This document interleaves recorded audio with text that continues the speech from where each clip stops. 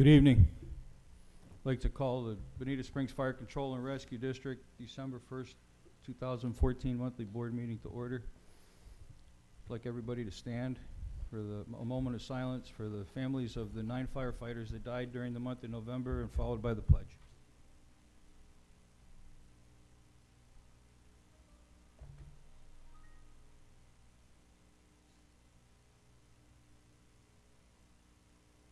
I pledge allegiance to the flag of the United States of America, to the republic for which it stands, one nation, under God, indivisible, with liberty and justice for all.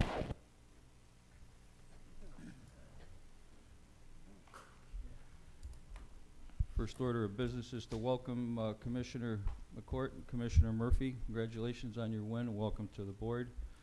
We need you to stand up in front by Iris to be sworn in.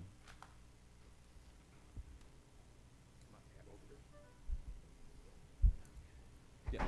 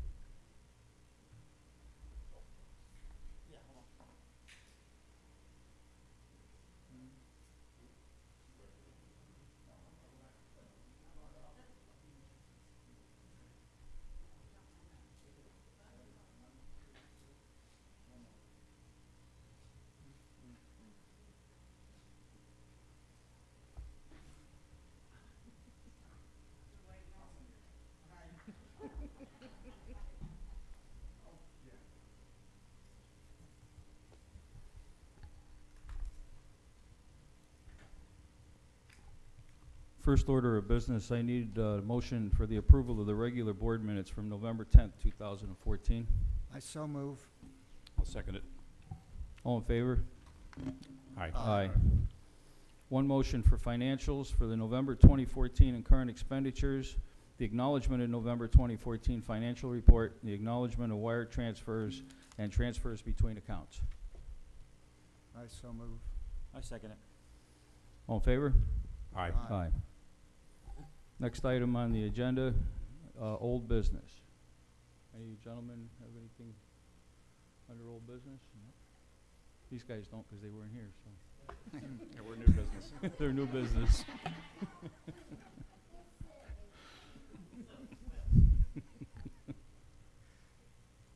Nothing? Okay. The only thing I have a question on under old business, Joe, is maybe you could give the board a little bit of an update of where we stand with our COPCN and with if anything's new from the court situation, just to bring the new people especially up to speed. Yes, sir. Right now, where we stand is we did a reply brief to the court, which is in conjunction with the order with the reply that the county gave. So our final reply is into the court system now, simply waiting on the judge to review the case and to make a determination whether or not they are going to listen to an oral argument from both sides or not. Right now, our hope is that they will hear an oral argument. These cases are not typically heard, so it's fairly new to the judicial court system. So after speaking with our attorney, she's going to try to prod the system to hear an oral argument from our side. So that's the best case scenario. As a time frame, we're unsure at this point in time. Most likely first quarter of next year, though, I would think, or can we, would hope. can we assume that? Yeah, we can assume that. So. Okay. Thank you. Yes, sir. Next item on the agenda under new business is the election of officers. I'd like to nominate Steve Lohan as chairman. I second it. Well, thank you. All in favor? Aye. Aye. Are you taking any more nominations, or? Yeah, the next one is vice chairman. Pardon me? The next one will be vice chairman. Okay. I need a motion for a vice chairman. I'll nominate Larry Casilla.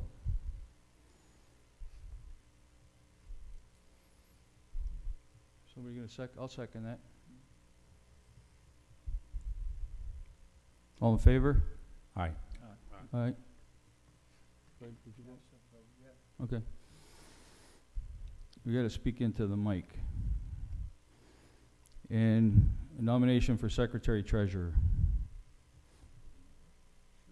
I nominate Fred. I'll second that. All in favor? Aye. Aye. Okay, got that taken care of. Thank you very much, gentlemen. The meeting schedules are in for 2015, are in your package. We've gone over the dates, but if anybody sees a conflict with a holiday or anything, we didn't find any, but there are all our board meetings and also the pension board meetings and for both. And also policy 181, fire control, district officer, commission officers and organization, the organizational chart. Did you want to talk about that, Chief? Yes, sir. For policy 181, basically the change in policy 181 states that all commissioners will participate in the Florida Association of Special Districts Certified District Officer Program. We'll need a motion for that since it is a policy change as well. Everybody I'll make the understand that? motion. Yeah. I'll make a motion to that effect. Is there any questions? Well, we had a motion and we need a second. Now we I can second the discuss. motion. Any discussion on that? Everybody understand that motion? Could you explain it? Yeah, the Florida Association of Special Districts, which we are a member of along with many other districts in the state, both water and mosquito and fire boards and anybody that's a special district. There's a lot of members. They also offer an educational program that takes 2 years to become a certified district official. And they're given at the schools and classes are given at the quarterly meetings, and they're at different locations around the state. And I personally found it very, very helpful as a new commissioner 6 years ago. I was the first graduating class from that and have since been recertified, which you have to do continuing education. And I think it's incumbent on everybody here to go through those classes. And that's the motion that's on the floor with a second. So all in favor? Aye. Aye. Aye. Okay. Anything else that you wanted to talk about on that, Chief? Yes, sir. The board had directed us to look at, the staff to look at our travel policy. We already have in our travel policy that the board can approve the most economical means of travel. However, that also takes into account the possibility of air travel dependent upon time and expedience versus what is most beneficial for the people attending the conference or said class. So that's already covered in our policy. I remember that we wanted to look at that because of the extended travel time up to North Florida for some of the events that board members and staff attend. One of the things that came to light when we were looking into that, especially if like trips to Tallahassee and things like that, if we end up flying instead of driving, I don't know what policy we have in place now, but I think as commissioners or employees of the district, once a reservation is made and confirmed, what's our policy on, other than an emergency and somebody can't make it, but all of a sudden you just change your mind and can't go to the meeting, I think somewhere in there we should have some policy about what the individuals, is the onus on the individual or is it still on the district? If somebody books a trip and then doesn't go on the trip, I know we've had that happen before with FASD, last minute cancellations, which happens, but that's just a registration fee of $50. But, you know, when it gets into buying plane tickets and you know, hotel rooms that we have to get stuck for, do we have a policy or should we have a policy? I'm throwing that out in front of the board. Our current policy says if there's a cancellation fee, it's a responsibility of the traveler And that does say that in our, in our current policy. okay, then I don't remember seeing that, but it was a long time ago when I read that, so, okay. I just wanted to make sure that that was in there. Do we make exceptions for special exceptions such as illness or? No, absolutely. I mean, that would come in front of the board and it would come in front of the chief obviously if somebody is sick and something happens and they can't make it, that's through no fault of their own. I think the problem would lie with, just getting a better offer for that day or that weekend or whatever, and just not going. So I think, you know, I think that would be probably judged on a case-by-case basis. I just wanted to make sure that we did have something in there that protected the district. Yes, sir. Okay. We'll get the board a copy if the board would like, so.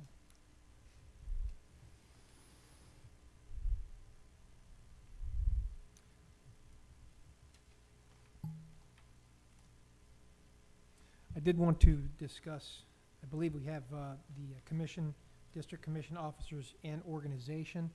I think now is as good a time as any to discuss the organizational chart that was presented to the board in the board packet. And if the board understands the direction with the structure of the organization, is there any questions with any steps that I've taken in reference to the promotions and the filling of positions that were currently budgeted?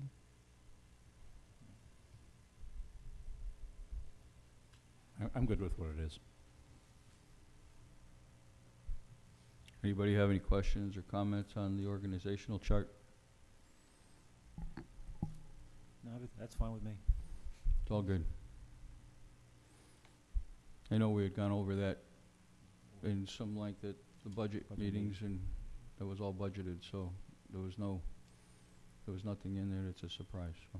Yeah, the only key component is that we have the two training officers moving back to 40 hours.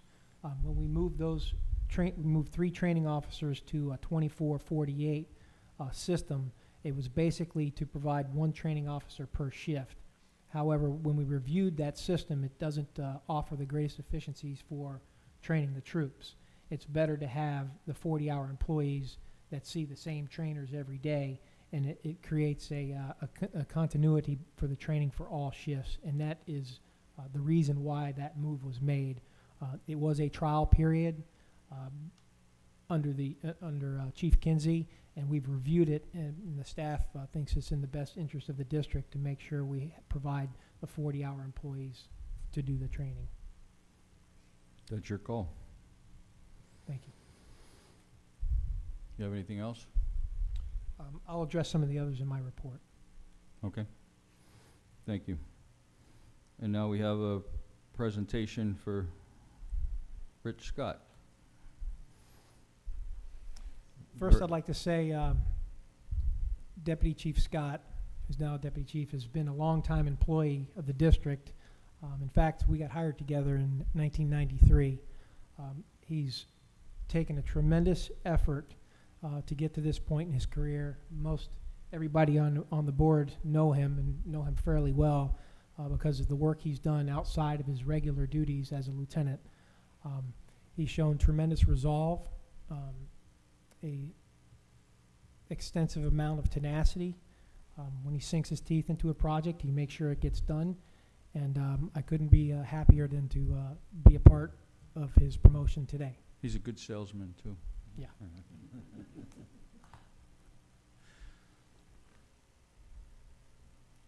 We're going to have his wife come up and his family come up for the pinning.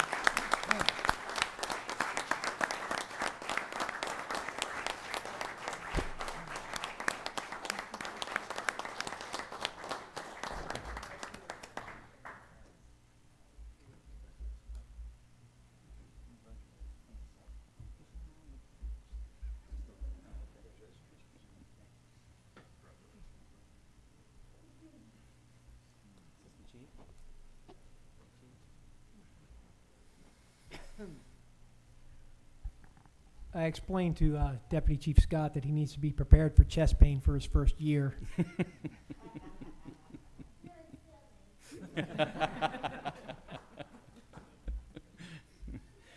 There's that too. All right, we're back to you now, Chief, with the rest of your chief's report. Yes, sir. First, I'd like to congratulate Commissioner McCourt and Commissioner Murphy.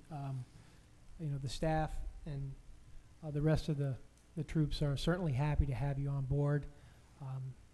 You'll find that the staff and myself will try to conduct ourselves in an extremely professional manner and to be a part of something that we consider a great service to the community and saving lives is really a joy, and we're always happy when people can be involved with our mission here. So I just wanted to say congratulations, and we look forward to working with you. Thank you, Chief. Next on my list, just wanted to remind the board that tomorrow is Holiday in the Park. At 6:15, they'll do the tree lighting, and you're all welcome. I think we have Councilman McIntosh here, and we look forward to seeing you if you can make it. Additionally, I'd like to say that our non-transport COPCN is up for renewal tomorrow. I will be down at the county chambers to make sure that goes through. I don't foresee any problem, but I want to make sure. I also wanted to address the Toys for Tots and let the board understand and know, and the community know that we are heavily involved for Toys for Tots, run by Mrs. Iris Moore, and it's a fantastic job for the community, and we're proud to be a part of that. And that essentially is all that I have. And I believe we can turn it over to Deputy Chief Giuliano. He's got some good information. Good evening, everybody. I too would like to welcome aboard our newest commissioners, and congratulations. I'm looking forward to working with you. You guys have chief reports that I do every month. It's on your desk here, and I just want to explain what it's a little bit about so you guys know what you're looking at. Let's see, as you can see, we have several categories describing the number of calls we run in each category. We have fires, EMS incidents, service incidents, good intent incidents, false alarm calls, and severe weather calls. The fires and the EMS incidents are self-explanatory. Service incidents are usually a call to respond for lockouts, smoke or odor investigations, animal rescues, public service assistance, someone's fallen, things like that. Assist police or other governmental agencies, assist invalids, and elevator rescues. Hazardous condition calls are usually for general cleanup at a vehicle accident, wash down of blood, and sometimes down power lines. We have good intent calls. These are calls that have been dispatched and canceled while en route, or dispatched and then canceled on scene, or no incident found on arrival. That usually happens when one apparatus gets there and finds that they can handle a situation, and they'll cancel everybody else. Sometimes we get there and there's no incident at all. Somehow it gets mixed up, or the person calling. We've actually had calls here in Bonita that were actually in North Naples and things like that. You get there and there's no call here. False calls or false alarms. There's 10 different scenarios for false calls or alarms. They mostly revolve around system malfunctions, malicious false calls, smoke detector activations, or sprinkler activations with no fire. The report says we ran 460 calls last month in November, and it gives our response times. As you can see, our average response times for all calls in November were 4 minutes, 52 seconds. And for medical calls alone, it was 4 minutes and 22 seconds. For your information, for the entire year of 2013, the average time for all calls was 5 minutes and 23 seconds. And for medical calls, we made it with 4 minutes, 59 seconds, all medical calls. It's important to note that service calls, good intent calls, and medical calls, where the scene is not secure, usually due to criminal activity. Police get there, if there's a gunman on scene, things like that, we got to stand by until the police get there and tell us it's scene secure. Well, those kind of calls, we are dispatched what we call 1018X. That means there's no sirens or no emergency lights, we go normal traffic.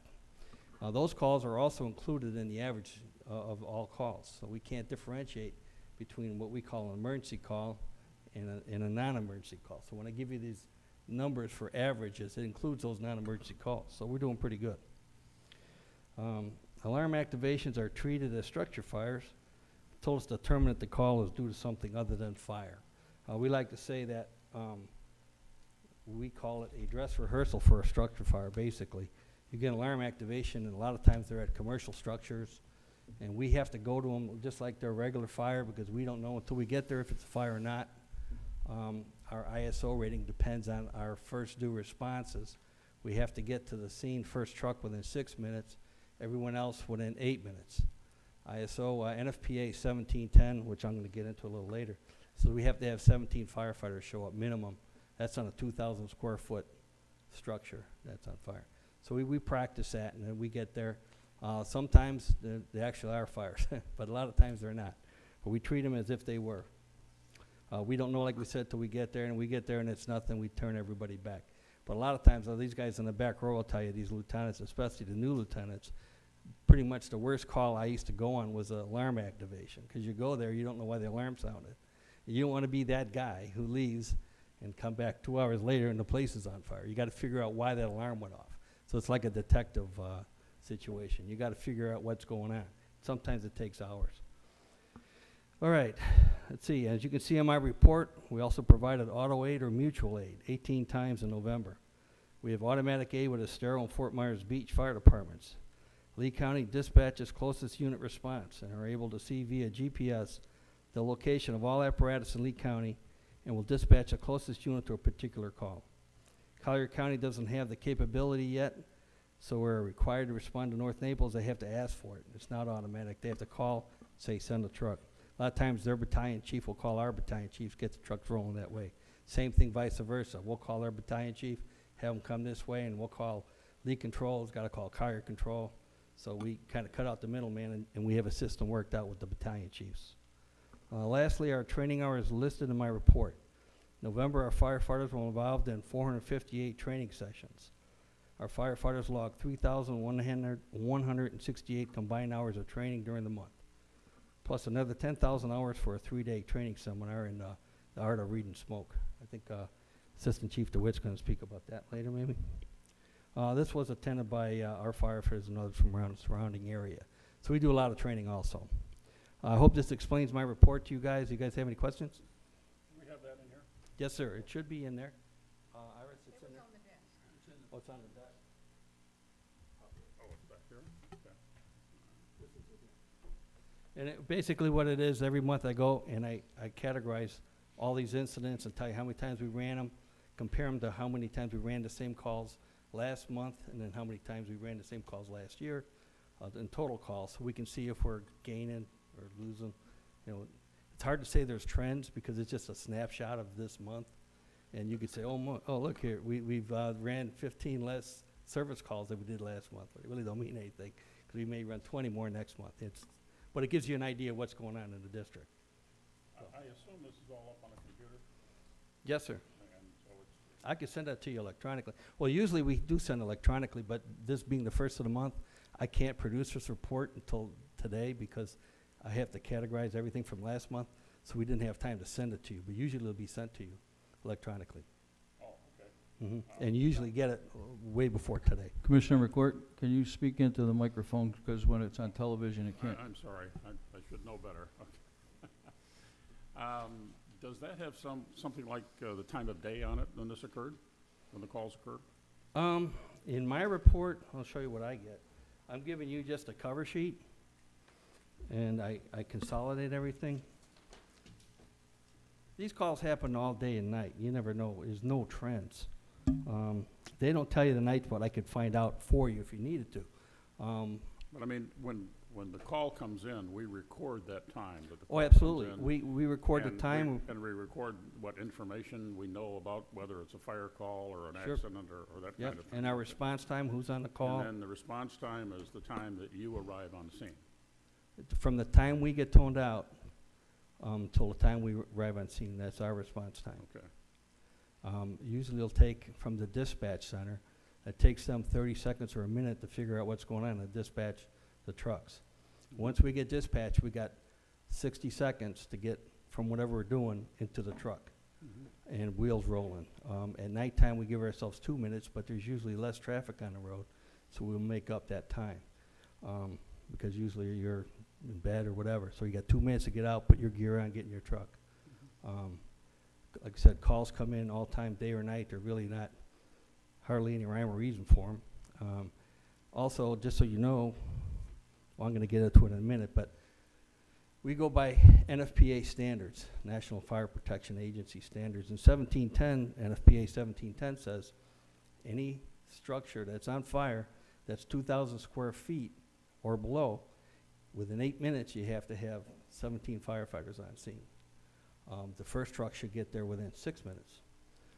And I'll show you why in a second here. We're going to show you a film of how long it takes to reach flashover nowadays with the new kind of materials we use in our homes. The reason fire departments are located where they are, they're located to get within these areas within 5 minutes mostly. You can see why the medical calls, we get there 4.5, 5 minutes, because that's where we're located in the community. We're located in every neighborhood. It started out in the old days, fire departments are located there, and then they said, well, geez, we should run medical calls. The thing is that you have a cardiac arrest, after 5 minutes, 4.5, 5 minutes, without oxygenated blood going to your brain starts to die. So if you can get intervention within that time, you can save someone's life. Now, fire departments are strategically located in everybody's neighborhood where you can get there in that same amount of time. So between the medical incidents and the fire incidents, which a fire can double in size every 30 seconds. So within, you'll see in this movie I'm going to show you, 3.5 minutes, you can get flashover. Flashover occurs when everything ignites at one time because it meets an ignition temperature.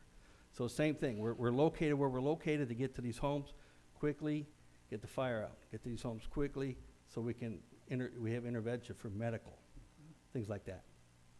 I hope I'm answering your question without getting too, Well, I've got a lot more questions, I'm but sure I'll you get do. with you you personally. know, you're welcome to come anytime. I want to do that. so. Sure. Well, Greg, can you put that, since we got already started talking about this, I'm going to have to start over again now. This is the time of year where we have Christmas decorations up, and Christmas trees are drying out in our living rooms and things like that. So I thought I'd show a short video, which is really nice, Mr. McCourt, because this was a good segue. I need a little more light than that, though. Thank you. Very good. This is a short video made by Underwriters Laboratory. It starts at 2 minutes. This shows the difference between modern materials burning and legacy materials burning. The modern materials are on the right, legacy materials on the left. Basically, legacy materials are stuff from 20, 30 years ago. What they used to put in homes, everything was organic. You had regular wood, wool, cotton, all kind of organic fibers. Everything, the construction was heavy construction. You would have beams in there to hold up the second floor. Everything nowadays is lightweight construction. Well, everything in the right room is petroleum-based products, plastics, fiberglass, things of that nature. All of that is basically gasoline. It's frozen gasoline. As soon as it gets heated, it reverts back to its original form. You can see right now it's at 3 minutes. I'm